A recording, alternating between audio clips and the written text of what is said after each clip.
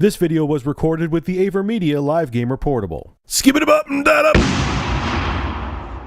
What's going on, ladies and gentlemen? This is Rich of Review Tech USA, and now you could feel like a complete pervert while walking to the bathroom to go take a leak.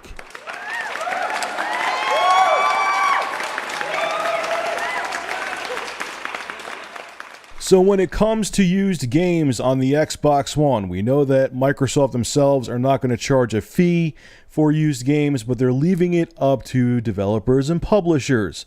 What are the publishers saying? Not too damn much. Let me quote a few of them. Coming from Bethesda, we haven't had time to fully understand and evaluate their policy. Sega said, we are currently discussing within Sega policies relating to the new generation of consoles. As soon as these have been agreed upon with all concerned partners, we will make the information public.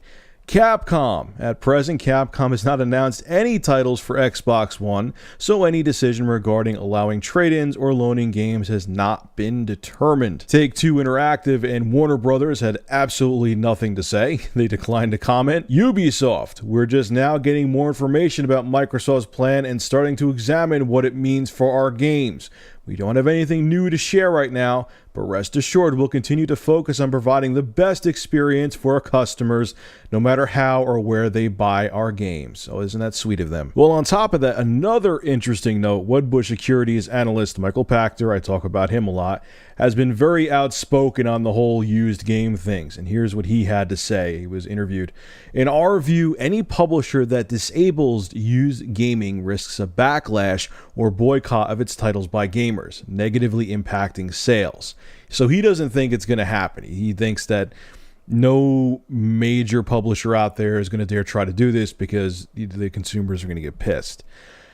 I don't know if I agree with that entirely. I think in the end, until digital distribution becomes the standard of how people get games, I have a feeling developers and publishers are going to try it. And they're probably going to fail miserably. I mean, they've already tried it with this generation. If you really think about it, a YouTuber or a subscriber of mine, I should say, made a good point. They could already do this now if they wanted to. The only thing I could say that I disagree with that, and he's right, but the thing I could say that I disagree with that a little bit with is now they're making, at least, I mean, the PS4, they already said games can run off the disc, so it's still more console-like. But with the Xbox One, they're making it more like when you buy a game, if you buy a physical copy, just like on PC, you're really just buying the license now. You're not buying that you don't own a copy of a game. You own the rights to play the game. It sounds like it's kind of like a gray area thing to say, but you probably understand what I'm talking about. You're buying a license that gives you the right to play the game. That you don't, just because you have a disc in your hand, that copy isn't yours, which sounds pretty screwed up, but that's what they're doing. But now, because of that, because you're only buying a license and you have to install the games, it could make publishers a little more vigilant because they have more control over it now than they did when the game was actually on the disc and you could run it from the optical drive. It's hard to explain. I'm trying to explain it as best as I can, and that's the best you're going to get out of me. Maybe because I'm tired and I feel partially stunad right now. But the exact thing that's going on with used games with the Xbox One is this, okay? Xbox One will allow the sale of used games, yay, at participating retailers, but only if the publisher allows it. Publishers being the very people, this is what Kotaku's saying, opposed hardcore, which we know they are, to used game sales. So we'll see what happens. I'm sure that some of these guys, because they're SOBs and they're money hungry, are going to test the waters.